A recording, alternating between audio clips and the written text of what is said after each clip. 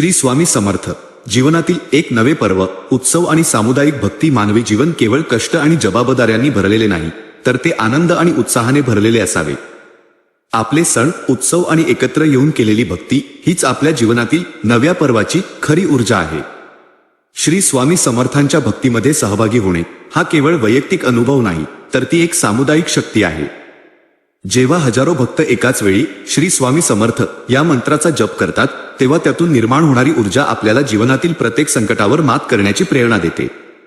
नवे पर्व, सामूहिक शक्ती आणि सेवेचा विस्तार. स्वामींच्या कृपेने सुरू झालेले हे नवे पर्व आपल्याला आपल्या एकटेपणातून बाहेर काढून सामुदायिक भक्तीच्या ओघात सामील होण्याची संधी देते. एकत्र येऊन केलेली सेवा आणि उत्सव हेच या पर्वाचे वैशिष्ट्य आहे. उत्सवाचा आनंद, स्वामींचा प्रकटदिन असो, पुण्यतिथी असो किंवा नित्य गुरुवारी होणारी सामुदायिक सेवा असो, या उत्सवामध्ये सक्रिय भाग घ्या. या उत्साहातून मिळणारी सकारात्मकता तुमच्या नव्या पर्वाला नवी दिशा देईल. सेवेचा हात, स्वामी सेवा केंद्रांमध्ये किंवा गरजूंना मदत करताना आपला हात पुढे करा. सेवा हीच खरी भक्ती आहे. जेव्हा तुम्ही निस्वार्थपणे दुसऱ्यांची मदत करता, तेव्हा साक्षात स्वामी तुमच्यावर प्रसन्न होतात. एकजुटीची ताकद.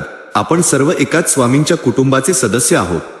एकमेकांना आधार द्या, एकमेकांबद्दल प्रेम आणि आदर बाळगा.